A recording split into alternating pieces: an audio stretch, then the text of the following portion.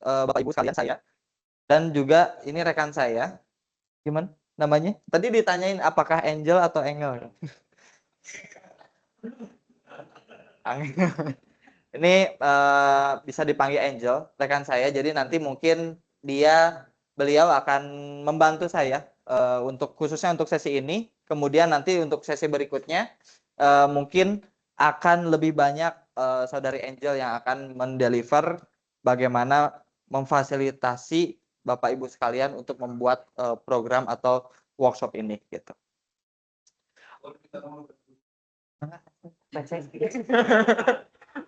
Oke. Aduh.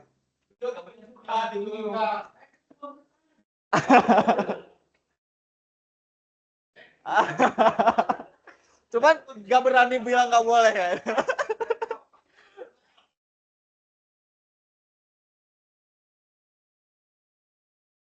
Oke. Iya. Belum menikah kok Pak. Belum menikah juga dulu.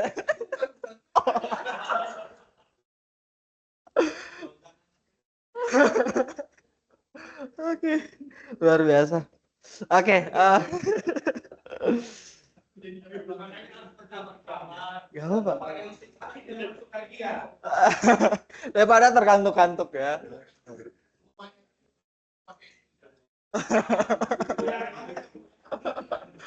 Oke, luar biasa. Oke, jadi sebetulnya betul tadi seperti yang di brainstorming di awal bahwa memang AI itu tadi ada yang dari black box gitu ya, kemudian ada yang dari kru AI, atau apa gitu ya. Banyak tools AI. Saya mungkin lebih ini ada sebuah data sedikit sebetulnya. Jadi bahwa memang pada tahun 2022 sampai 2023 banyak sekali tools, bahkan sampai sekarang waktu saya buat tadi menti.com itu belum ada AI Bapak Ibu. Waktu itu pertama kali saya ngajar pada tahun 2023 awal. Dan belum ada AI-nya. Jadi saya bikin slide-slide dikit-dikit. Dan setahun berikutnya, dan setahun lebih lah ya, setahun lebih, mau 2 tahun, ternyata sudah ada AI-nya. Gitu. Jadi luar biasa perkembangan AI. Jadi tools-toolsnya semuanya hampir pengen ada AI-nya gitu ya. Pengen ada prompt-nya seperti itu. Jadi luar biasa. Ini ini di Indonesia ada kurang lebih 1,4 juta dia mengakses ini gitu ya, tools di sini, tapi memang belum bisa dipastikan bahwa apakah satu user itu satu akses atau memang setiap orang itu punya beberapa user untuk mengakses seperti ini. Tools AI seperti. Jadi memang waktu itu ChatGPT yang paling banyak diakses. Kalau Bapak Ibu tahu ini Bard.Google itu dulu itu namanya Bard. Gitu. Kalau sekarang beralih menjadi Gemini. Gitu ya. Jadi informasi FYI aja bahwa dulu itu pertama kali dibuat itu Gemini itu namanya Bard.Google. Gitu ya. Dan sekarang berganti nama menjadi Gemini. Seperti itu. Di tahun 2024. Nah, jadi tools AI di sini banyak sekali. Ada untuk penelitian, riset, banyak sekali tinjauan literatur. Kemudian ada yang saya gunakan, yang sering digunakan mungkin Bapak Ibu. Bagi pribadi saya sendiri mungkin bisa sharing yang paling useful kehidupan saya sendiri ya tadi bahwa saya sering menggunakan jelas ChatGPT, kemudian saya pribadi gitu ya. Kemudian Mendeley, kalau Bapak Ibu tahu, mungkin Bapak Ibu lebih berpengalaman dari saya, tapi sedikit sharing bahwa memang Mendeley itu dia punya tools namanya ini ya, web importer ya, seperti itu. Di mana web importer itu dia bisa kalau Bapak Ibu masuk ke IEEE Access, contohnya gitu ya, misalkan apa ya? Ini sedikit ini aja ya. Sedikit di luar konteks. Gitu. Jadi ketika masuk ke dalam sini, mungkin ada yang udah tahu atau ada yang belum gitu ya. Kalau yang belum mungkin semoga ini bermanfaat. Jadi ketika ada ini, kita masuk ke halaman dari sebuah paper, sebuah ini, kita cukup diklik di sini. Dan di sini ya, karena ini nggak open access ya. Kalau IEEE Access itu nggak open access, biasanya ini nggak, PDF-nya nggak kedeteksi. Gitu. Jadi kalau misalkan kayak untuk yang Sinta-Sinta itu biasanya langsung ada PDF-nya. Bisa langsung import. Gitu ya. Jadi nggak secara manual. Jika kita cari aja si halamannya, tinggal klik web importer, kemudian kita add aja.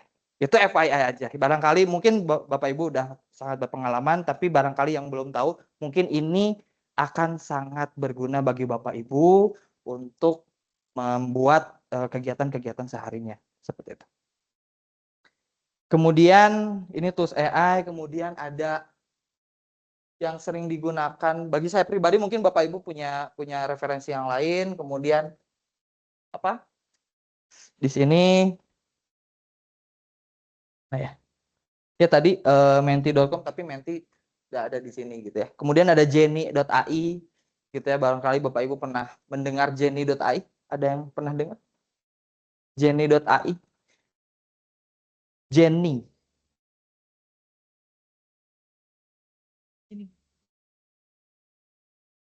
ini ya, Jenny jenny.ai. Mungkin ini emang bukan ini ya, Jenny namanya. Jadi kalau Jenny itu dia bentuknya prompt, misalkan seperti ini. Cuman memang, nah ketika kita mau menuliskan ini, dia langsung bisa memprediksi berikutnya itu kata apa. Kemudian berserta referensinya dan seterusnya. Misalkan contohnya gini, ketika kita etika AI adalah cabang etika dan seterusnya, sistem kecerdasan buatan. Setelah ini, Jenny bisa memprediksi lanjutnya apa. Dan kita cukup bisa klik. Oh ini cocok nih, setelah ini kita lakukan accept aja. Dan sudah ada referensinya.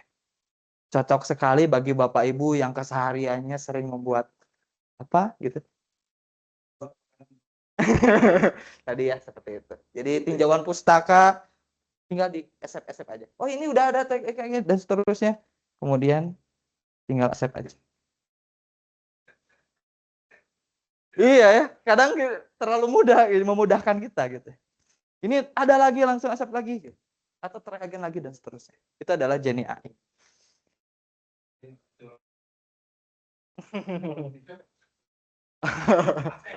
Asep gitu. Luar biasa. Itu jenny.ai. Kemudian tadi yang akan kita, tetapi Bapak Ibu, yang akan kita coba eksplorasi mungkin untuk kegiatan yang active learning, mendukung active learning adalah Gamma AI, kemudian ada Napkins tadi.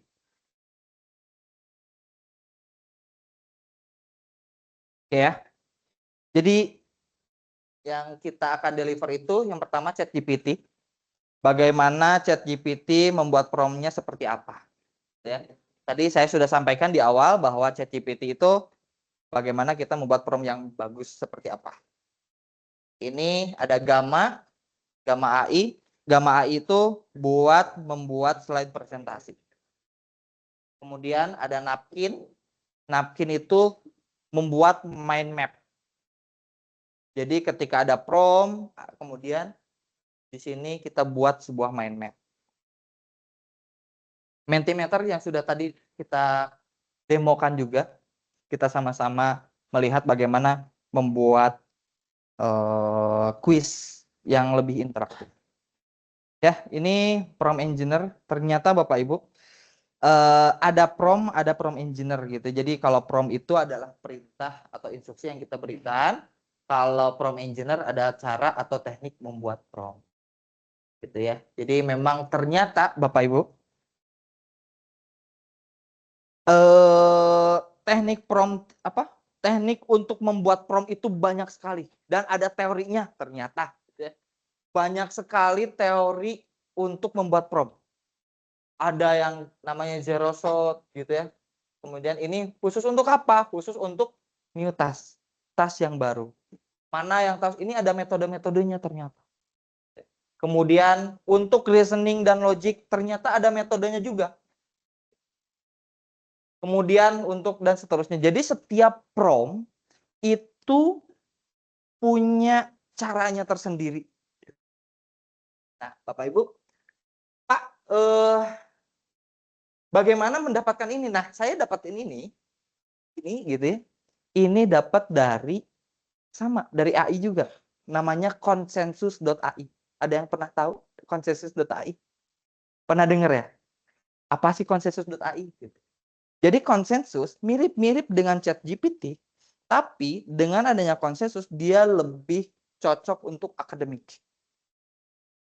Seperti tadi, seperti ini. Kita bikin ini, langsung ada referensinya. Dan langsung mengarah ke... boleh Bu, boleh silakan.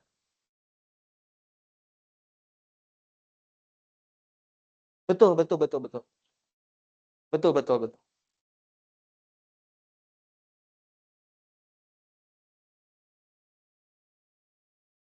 Kita coba demo langsung aja ya Bu ya. Oke, menarik. Kita coba masuk ke sini. Oke. Nih, baik. Nah, ini saya juga malam tadi saya coba-coba gitu ya. Ini adalah salah satu tampilan dari konsensus. Gitu ya. Kemudian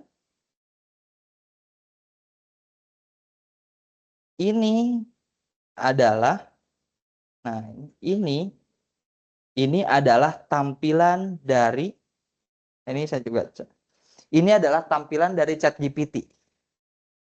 Setiap ChatGPT ada model-model. Ya tadi yang seperti yang ditanyakan Ibu, kita membuat ini bisa nge-link ya. Di sini masuk ke dalam model yang punyanya konsensus. Gitu. Bisa di-linkkan. Jadi kelihatan di sini ada link konsensus. Ini ya. Bedanya apa? Gitu ya. Kita lihat. Kalau yang berdasarkan pengalaman saya pribadi, gitu ya. Ketika kita menggunakan model yang konsensus dengan model yang biasa, itu dia lebih general. Ini misalkan saya contoh buat mau apa Ibu promnya? Barangkali tentang kita lakukan perbandingan.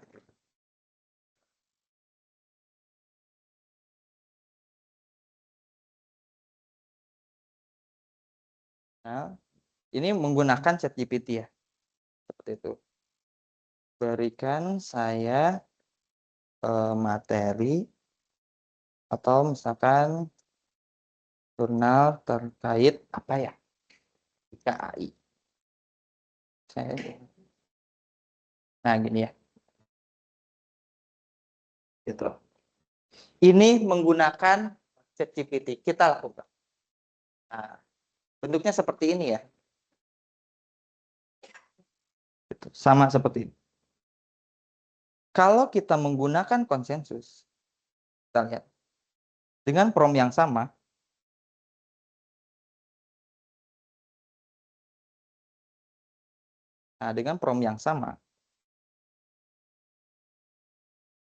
tampilannya seperti apa?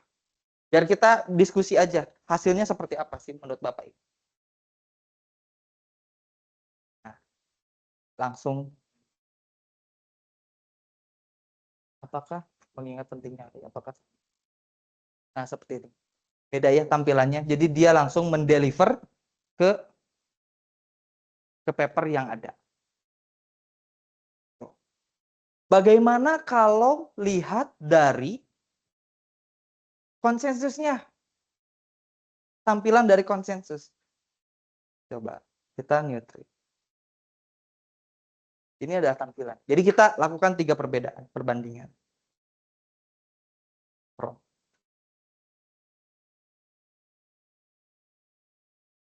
Dia lebih detail Bapak Ibu.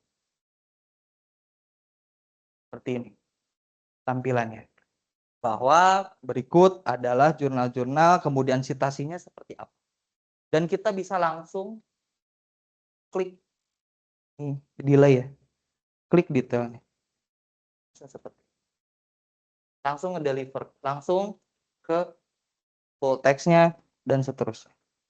Seperti itu. Kalau tadi, nah di sini juga bawahnya dia sebetulnya ngambilnya dari mana sih? Seperti itu. Kalau dari ChatGPT-nya, tampilan ChatGPT betul, dia menggunakan model dari konsensus. Tapi tampilannya seperti ini.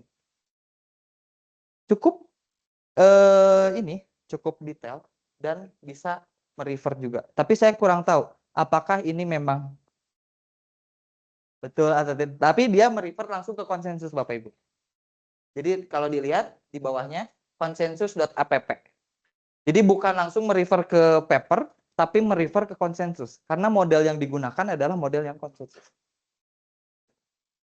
Bedanya dengan model yang dilakukan oleh ChatGPT, dia akan lebih general.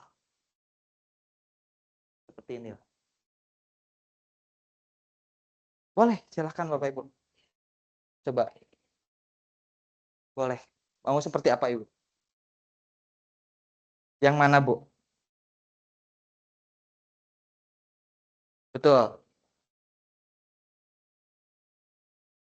Tolong.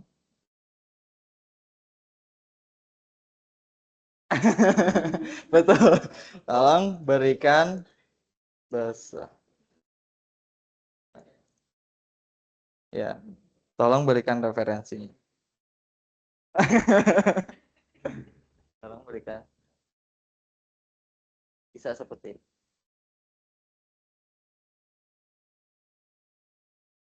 Ini model-model ChatGPT bisa juga sih.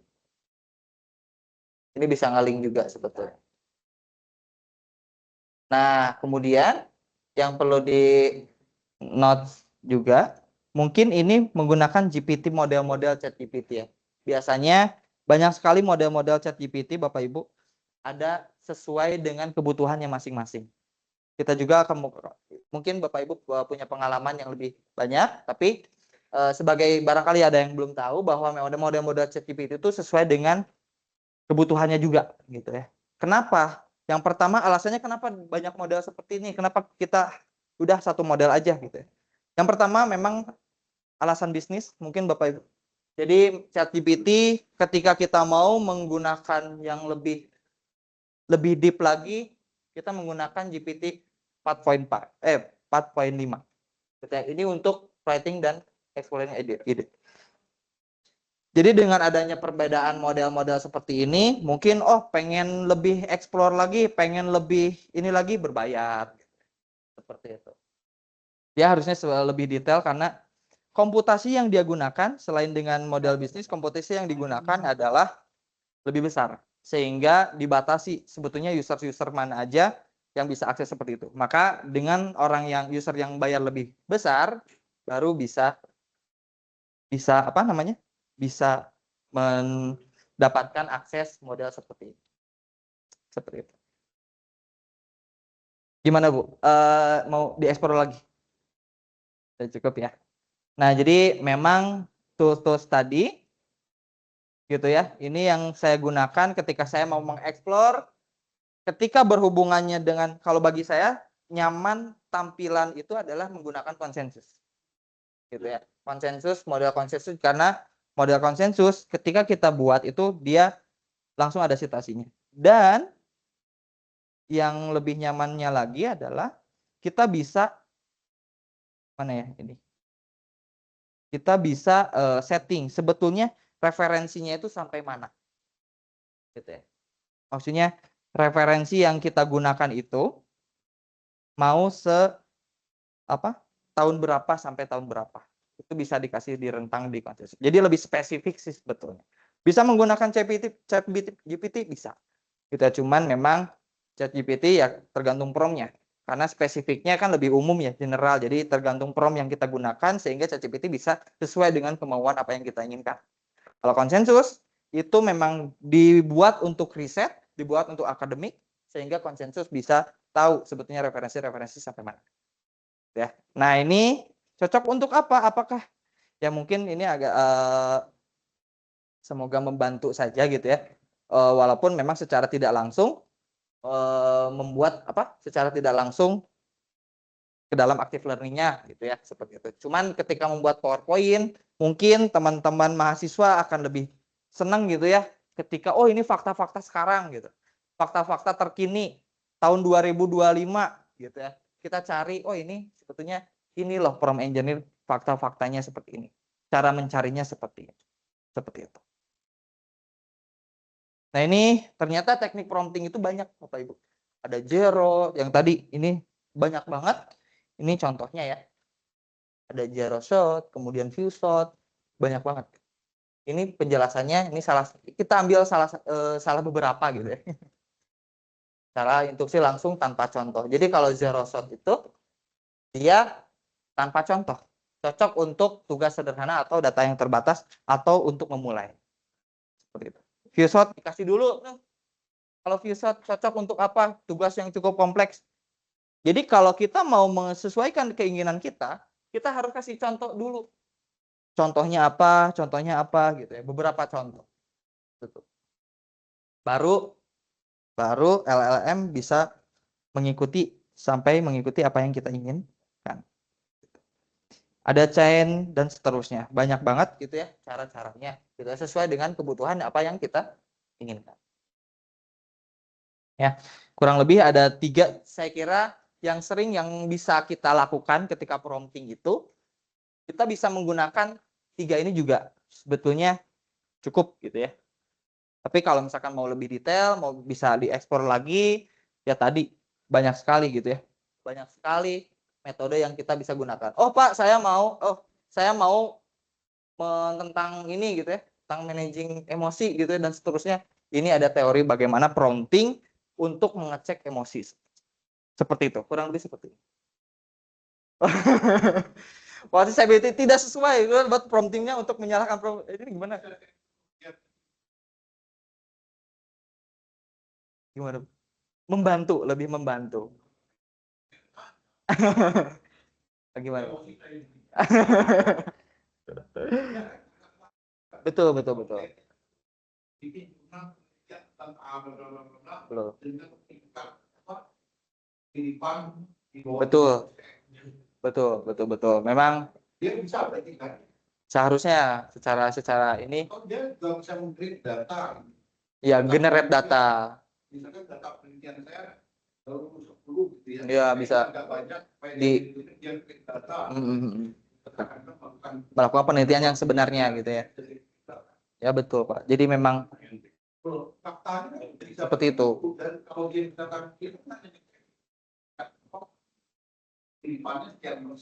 Betul, betul, betul.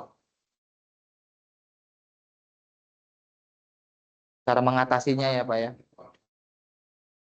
Betul, betul. Mungkin memang betul ya jadi tantangan sekarang ya, Pak ya. Memang pemerintah juga katanya gitu ya membuat sebuah aturan bagaimana penggunaan AI gitu ya. Kemudian di mata kuliah khususnya di FIF juga Pak, kita sudah mengimplementasikan mata kuliah etika AI. Jadi bagaimana etika-etika dalam penggunaan AI. Mungkin itu lebih banyak digaungkan sehingga kesadaran dari mahasiswa, kesadaran dari halayak umum juga mengetahui tentang bagaimana kita beretika dalam menggunakan AI. Ya betul seperti tadi ketika kita mau menggunakan generate aja datanya seperti itu. Sesuai dengan apa yang kita inginkan gitu ya Pak.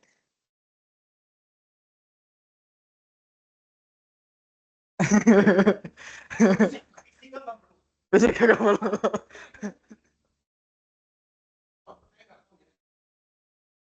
Betul, betul.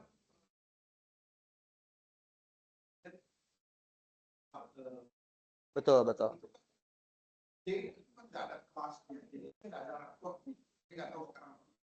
Hmm. Dan mereka biasa belum bisa baca di kelas 5 itu belum bisa baca karena mereka fokus pada itu. Etika dulu yang ditanamkan sehingga fundamentalnya lebih ini apa ya lebih kuat.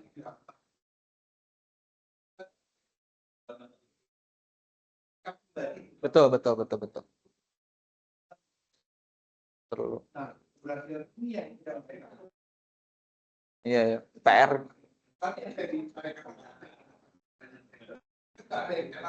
Betul. Apa ya, data kan saya kirim data, kemudian dia bikin jurnalnya yang lengkap ya, Lengkap sesuai dengan aturan penelitian. Iya, sulit terdeteksi juga ya, Pak.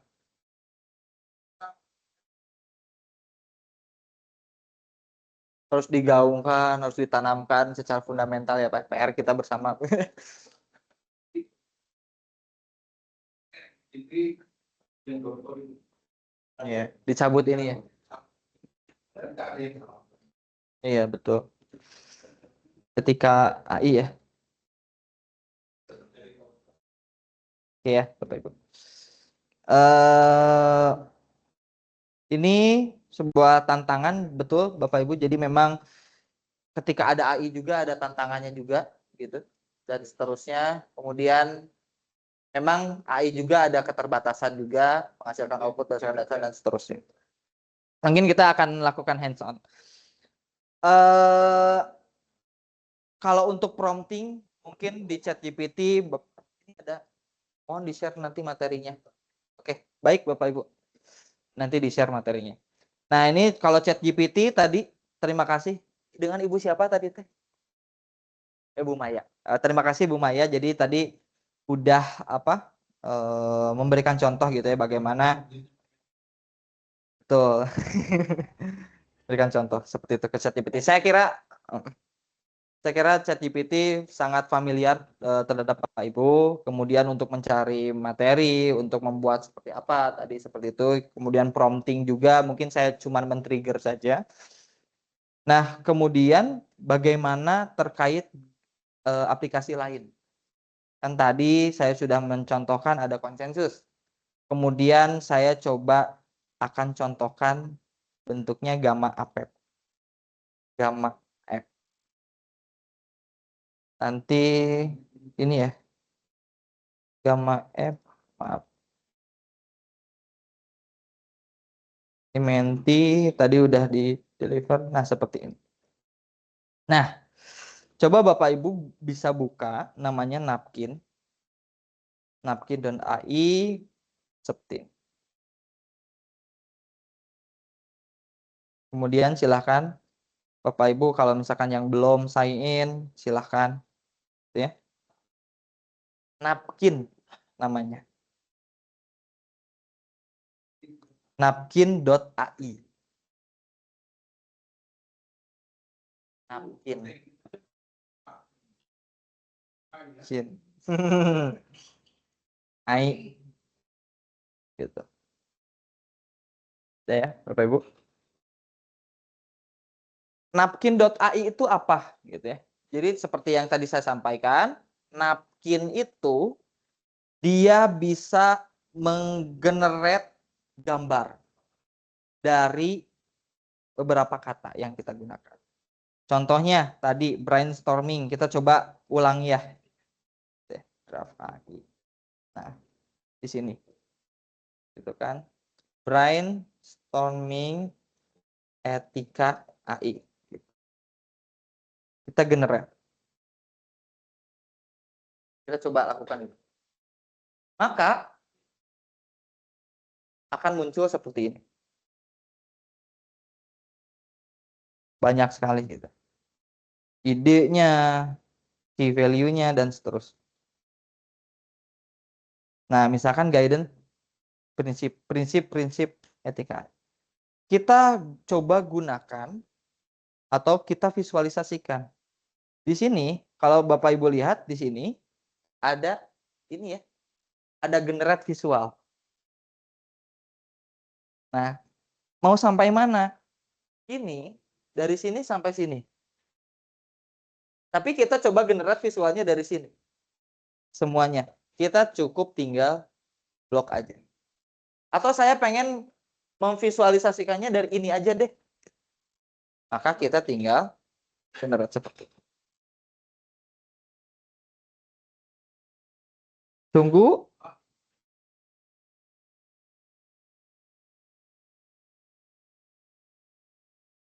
Lama ya. Nah, seperti ini. dia akan melakukan generate. Kita bisa lakukan pengennya seperti apa sih? Kita tinggal klik aja. Nah, sesuai dengan apa yang kita inginkan. Ya tadi. Tapi ternyata seperti yang tadi saya sampaikan di awal, memang karena AI kita perlu ada campur tangan manusia juga kalau misalkan ada yang kurang oke. Misalkan prinsip etika AI, ada manfaatnya, kemudian seterusnya. Kita tinggal edit-edit aja di dalamnya bisa seperti apa. Nah, cocoknya untuk apa Bapak Ibu? Jadi ketika Bapak Ibu menyuruh mahasiswa untuk brainstorming gitu ya. Ini udah cari-cari, misalkan contohnya studi kasusnya, coba bikin 2 kelompok gitu ya. Misalkan yang ini tentang kelebihan AI, yang ini tentang kekurangan AI seperti itu. Kemudian cari evidence dari hasil prompting dari ChatGPT.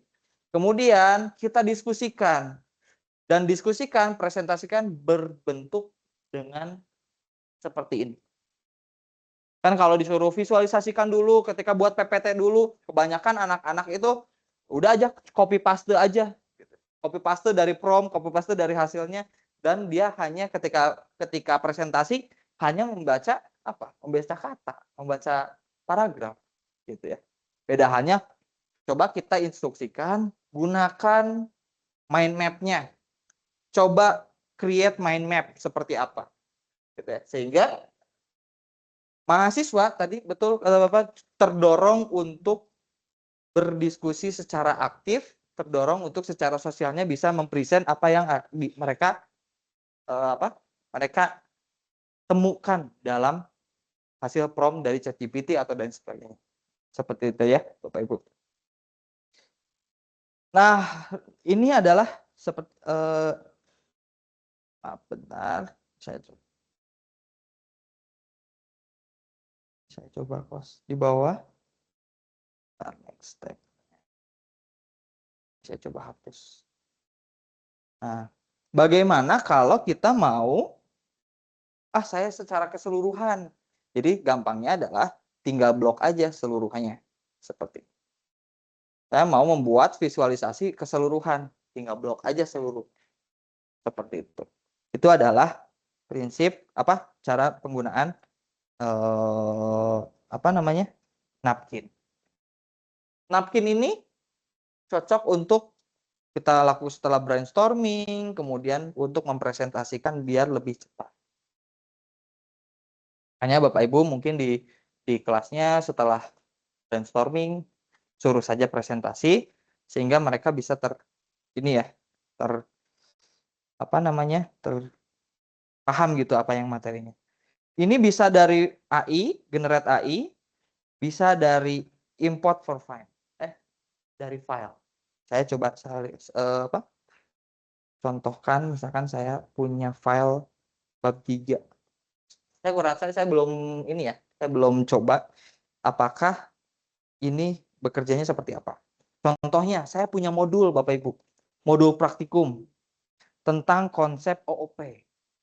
Ini saya kasih seperti gitu ya. Saya mau bikin PPT-nya, kan gitu. Saya mau bikin PPT-nya dan di PPT ada visualisasi. Gitu. Saya coba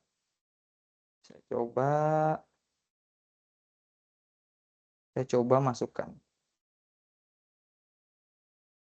di proses text profile. Dia akan membaca isinya. Create napkin. Mana nih? Belum upload. Profile.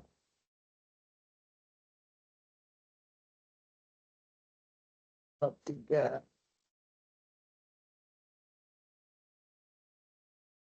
Processing your file. Apakah ada batasan?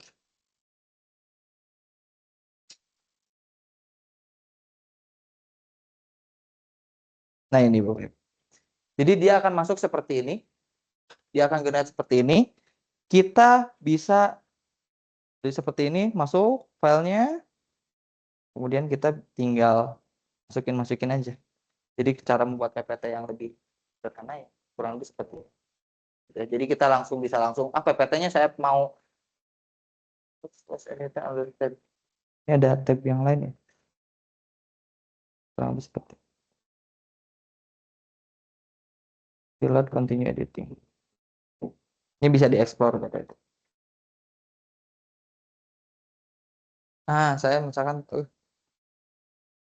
loading ish nah ini misalkan saya buat abstraksi dari sini sampai bawah gitu ya. Kita tinggal lakukan create seperti itu.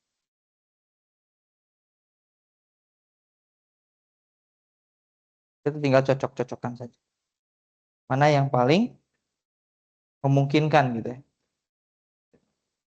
Enkapsulasi, atribut, dan seterusnya. Ini banyak sekali.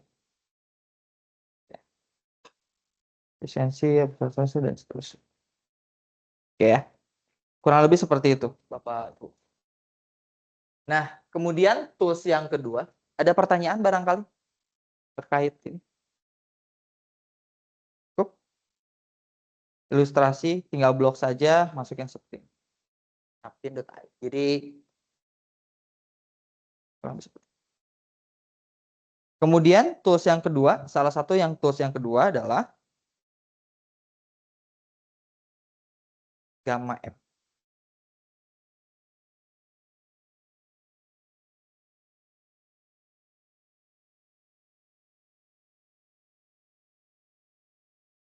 Ini adalah karena ini akunnya sharing Bapak Ibu.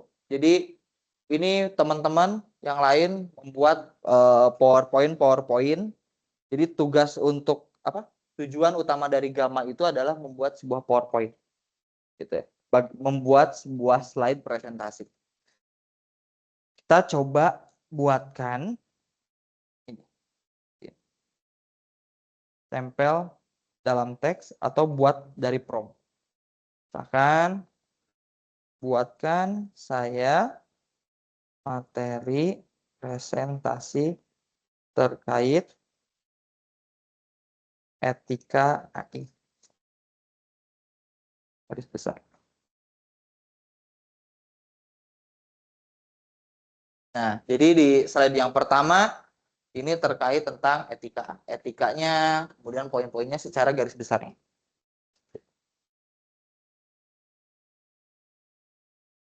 Itu ya. Ini kurang lebih ada 8 slide. Oke, hukum Coulomb ya. Boleh. Buatkan saya materi presentasi terkait hukum Coulomb.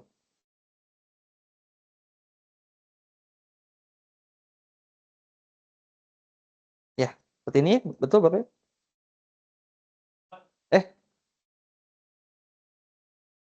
Coulomb. Oh ya. Coulomb. Ini ya.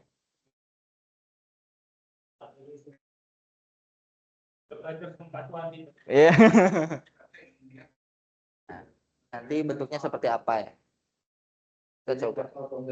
Betul. Kita coba create ya Pak. Ini gambaran besarnya. Oke. Poin itu bisa saya lihat. Karena titik 5 tinggal titik generate. Generate.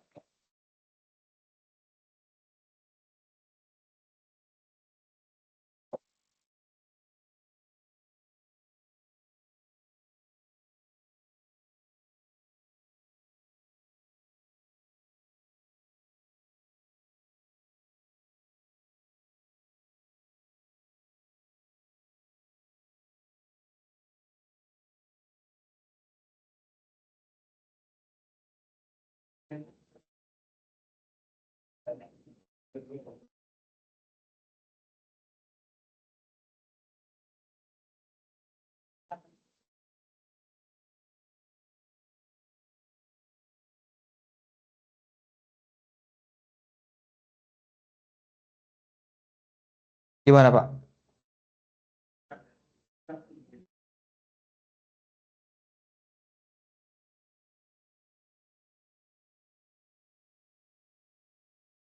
Ada gambarnya. Betul, gambarnya berarti dia menghasilkan gambar. Kita coba.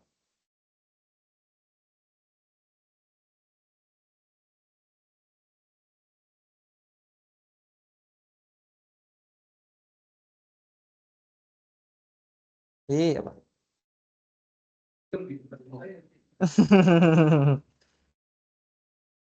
Coba tingkat gampang. Kita tekniknya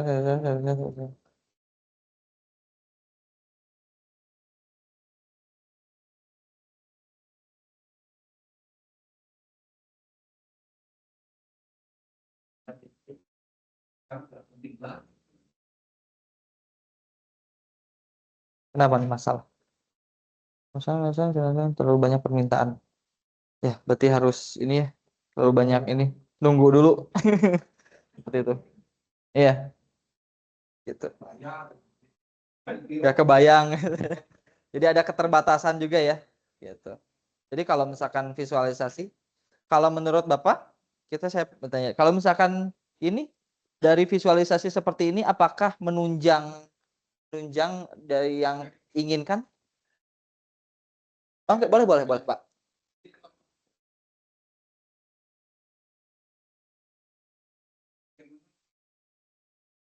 Betul, betul, Ya, kelemahan terbesar itu waktu itu juga di rapat Senat juga sudah betul. saya ungkapkan. Karena rektor kan maunya ada storytelling atau apa seperti itulah. Oke, Bahwa kelemahan terbesar itu adalah pertama malas baca. betul. Itu yang pertama. Literasinya. Ya. Yang kedua adalah bagaimana menuangkan bacaan tulisan ke dalam gambar. Betul, Hampir hampir nggak terbayangkan karena kita kelemahan dari sisi matematika itu adalah geometri, itu kita tidak, materi itu kan menjadi hilang ke arah geometri. Jadi nggak bisa lagi orang bikin apa itu mapping gitu ya, apa istilahnya lupa saya. Ketika kita gambar 3 dimensi, bagaimana menggambar kedua dimensi, pandang dari atas, dari bawah, dari kiri, dari kanan, proyeksi itu betul, kita nggak punya. Kemampuan itu masih siswa betul, kita nggak betul. punya.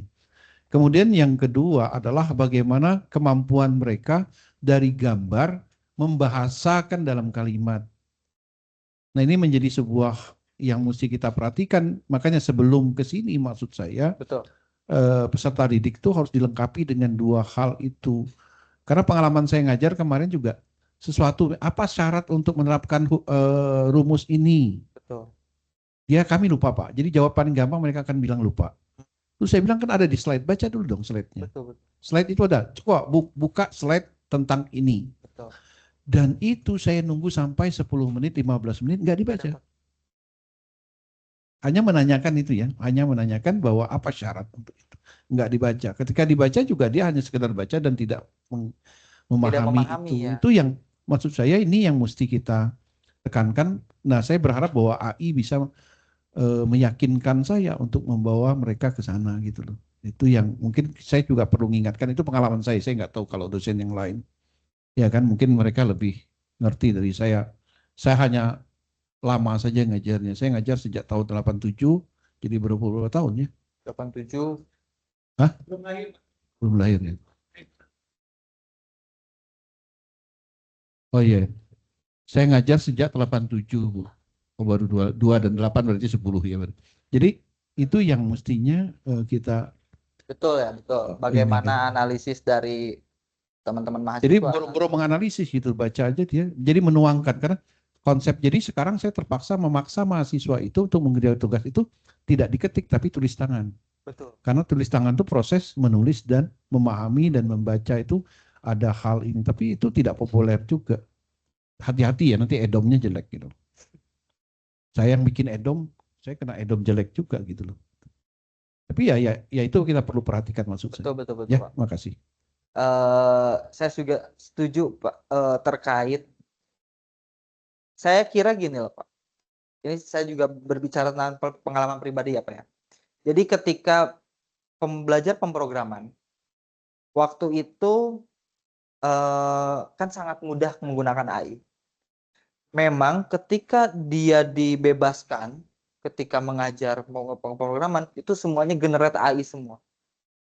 outputnya sama, betul gitu ya. Tapi mereka nggak paham sama sekali. Akhirnya pada suatu waktu ya udah semuanya digunakan secara tulis tangan semuanya. Semuanya tugas-tugas semuanya tulis tangan. Kecapean mahasiswanya. Tapi capek banget. Pak Az katanya tugasnya tulis tangan semua, tulis tangan semua. Tapi yang saya lihat bahwa perbandingannya adalah mereka jauh lebih paham terkait, kan namanya pemrograman ada sintaks-sintaks seperti itu, ada titik koma dan sebagainya.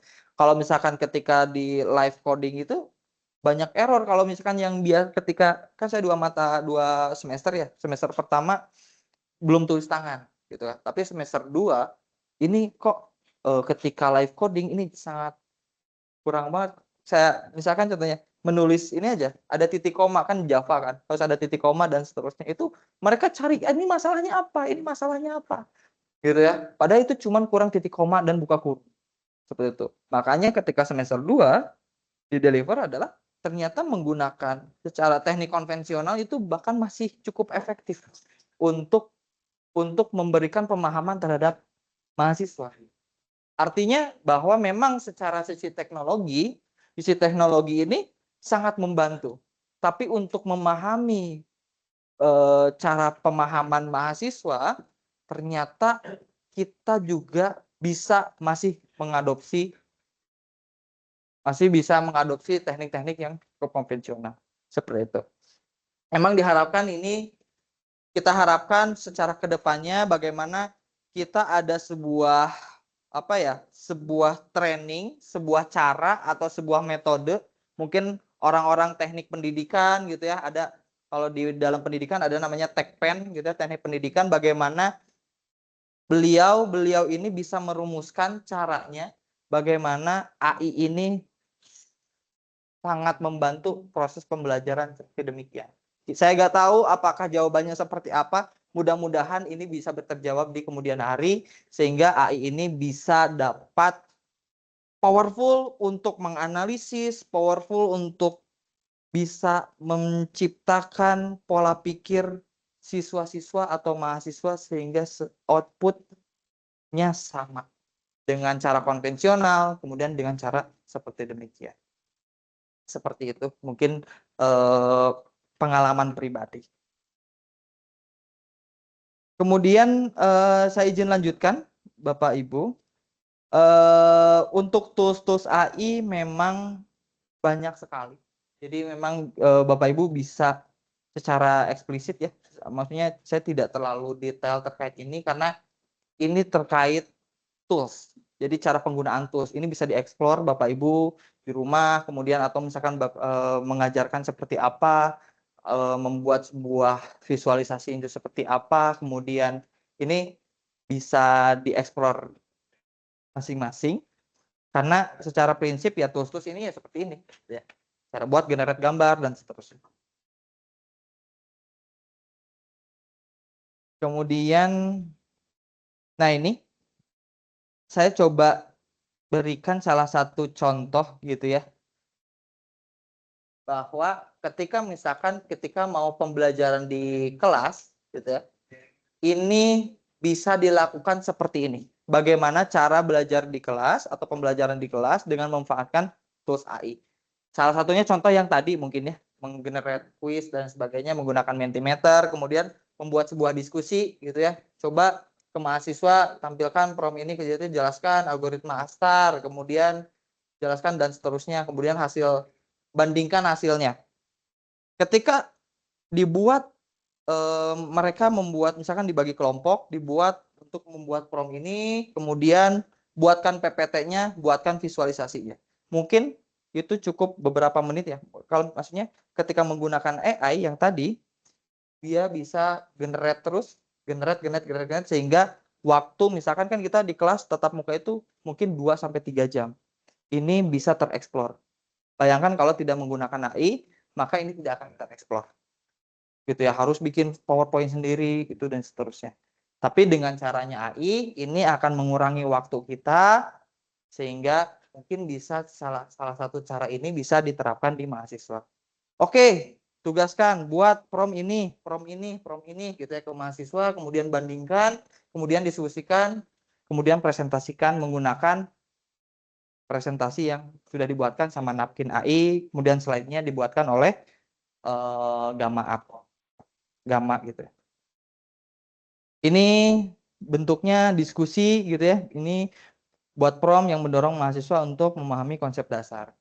Bagaimana kita buat promnya seperti apa? Salah satu contohnya bagaimana berikan perbandingan antara supervised atau unsupervised learning serta jelaskan situasi. Mereka cari kemudian diskusikan.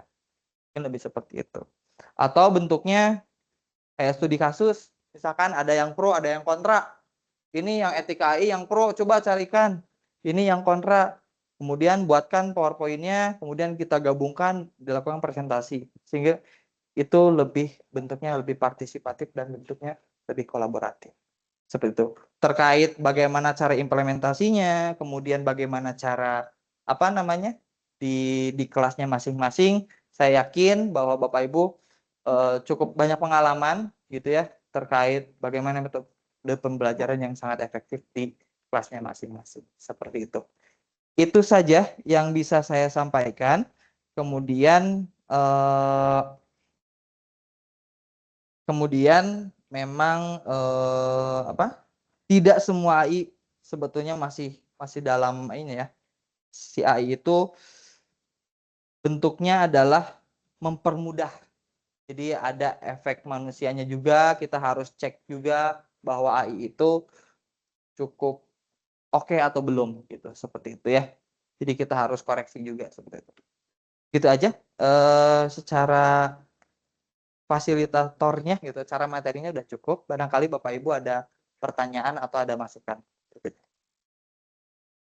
Enggak, Bapak?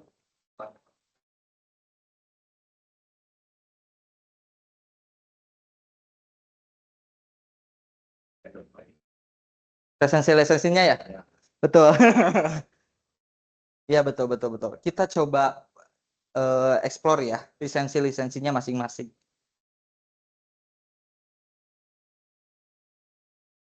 Napkin AI ini saya gunakan ini free.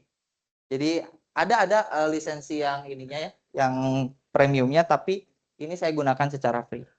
Yang saya gunakan ini adalah free. Saya coba lihat di sini. Gimana ya? Napkin AI. Memang free ya? Ada pricing di sini. Kita lihat. Nah ini ya. Jadi namanya juga ini ya. Nah ini berarti $9 per bulan. Kurang lebih berarti berapa? 150.000 ya per bulan. Kurang lebih ya. Gitu. Ini dengan ketentuannya dan seterusnya. Itu untuk napkin. Kalau untuk gamma saya lakukan karena sharing dan itu premium kalau ini. Kalau ini Gamma app gimana caranya? Pricing, pengaturan anggota. Kok tahunan? Coba.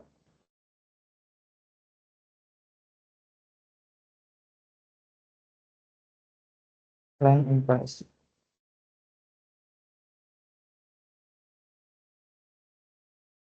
Ini ya. Berapa ini? $10 per bulan ya. 10 bulan per akun per bulan. Seat saya kurang tahu nih. Seat apa seperti.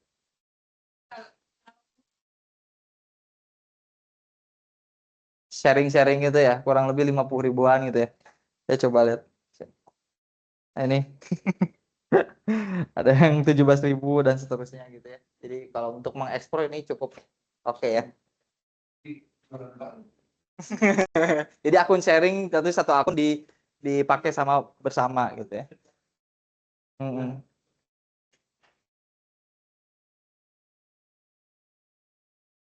Kalau Menti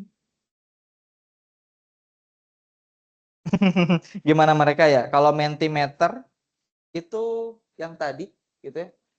Dia cukup belum.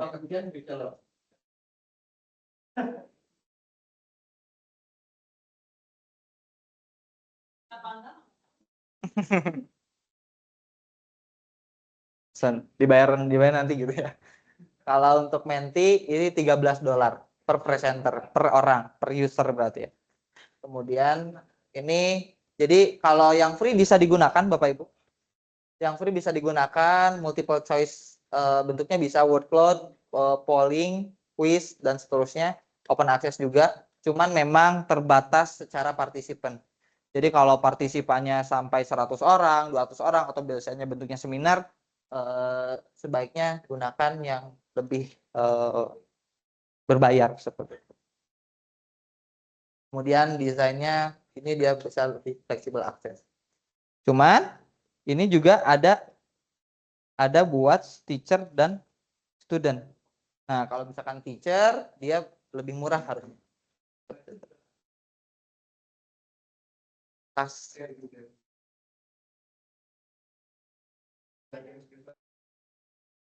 Betul. Seharusnya ini ya. Bisa di ini ya, bisa di secara ini belum ya, belum diekspor.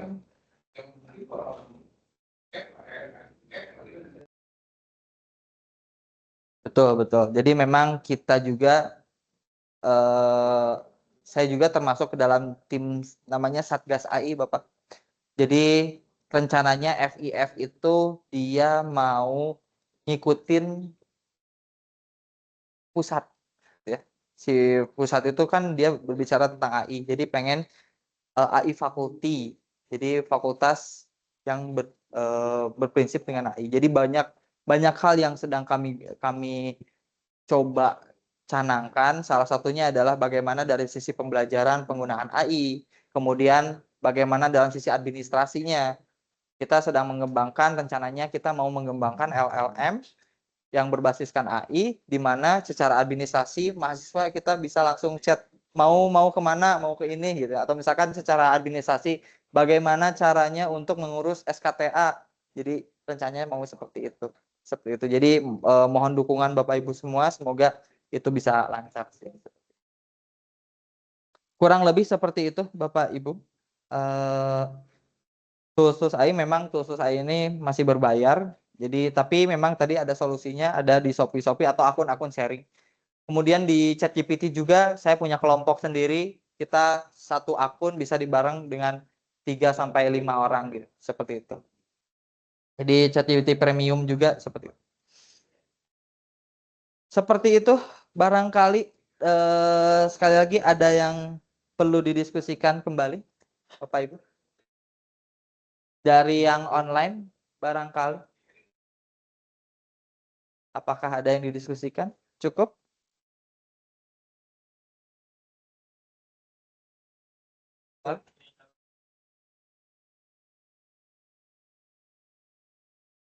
Masih bisa. Jadi di sini, di pinggir, ini masih bisa kita editable, seperti itu. Gitu ya. Ini bisa diedit lagi gitu ya. Kemudian ini juga bisa, ya mirip lah. Karena kalau nggak editable, ini kayak kurang oke gitu ya. Si tools ini gitu ya. Per ini ya. Dibenahi lagi ya. Ya, dibenahi di prom ya. Di mananya di sini?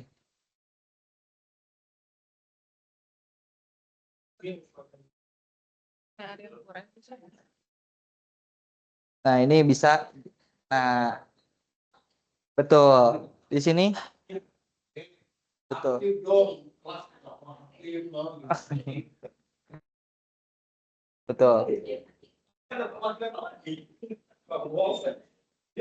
Betul. Betul. Betul. Tadi saya coba membuat satu slide, ya, tapi ada yang kurang. Jadi Oh gitu. balik ke prompt, Balik dia apa jadi generate ulang ya? buat baru lagi, Oh, buat baru bukan lagi. mengedit yang tadi gitu. Iya. Jadi mungkin kali aja seperti ChatGPT ya, di situ juga langsung kita minta lagi Betul. di enhancement lebih Betul. ini gitu. Nah ternyata dia membuat yang baru gitu. Jadi Betul, betul. dan itu pun nggak menyelesaikan yang saya Nggak minta. menyelesaikan masalah yang sebelumnya gitu ya. Mungkin kali ya dia ada. Kalau dilihat dari tools di sini, kita bisa buat prompt-nya itu berdasarkan slide by slide. Ini misalkan contohnya untuk menghasilkan, jadi kalau di sini bahasanya kartu ya Bapak Ibu. Nah di sini kartu. Ketika kita mau buat, kita bisa lakukan kartu apa sesuai prompt yang kita inginkan. Jadi kalau misalkan yang atas nih, ini kurang oke nih konsep dasarnya, kita bisa lakukan prompt di sini sehingga dia bisa menggenerate kartu itu khusus untuk topik itu, khusus untuk slide itu. Jadi dia bisa prompt-nya bentuknya by slide. Seperti itu kurang lebih. Oh bisa langsung di bawah. Betul. Plus oh iya. Betul. Jadi di sini misalkan konsep AOP, saya tambahkan kartu dengan AI. Oh iya. Jadi kita buatkan. Seperti itu bisa tambahkan, yang atasnya kita hapus. Bisa seperti itu. Terima kasih, Pak. Sami-sami. Sudah cukup? Oke, baik. Terima kasih atas perhatian Bapak Ibu semua. Mohon maaf atas segala kekurangan. Semoga apa yang saya sampaikan gitu ya, mudah-mudahan bisa bermanfaat bagi Bapak Ibu sekalian. Kemudian dapat lebih banyak lagi mengenal tools-tools AI. Kemudian bisa diterapkan mungkin ya sedikit besarnya. Semoga bisa ada yang bisa diterapkan di ketika nanti di kegiatan perkuliahan dan pembelajaran seterusnya. Terima kasih. Itu yang bisa saya sampaikan. Udah cukup ya. Dah, terima kasih. Silakan saya kembalikan ke moderator. Wassalamualaikum warahmatullahi wabarakatuh.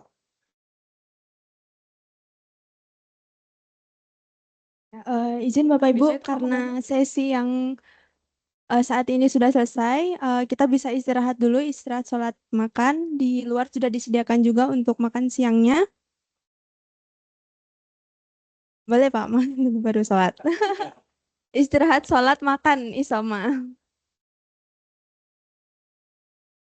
Tuh, nanti ya, setelah istirahat kita akan ada sesi kelompok ya Bapak Ibu. Jadi nanti akan dibagi kelompok, kemudian di kelompoknya masing-masing bisa berdiskusi, bisa untuk mencoba dan nanti akan dipandu juga untuk mencoba platform AI yang tadi sudah dijelaskan. Begitu. Mungkin sekian dari kami dari panitia.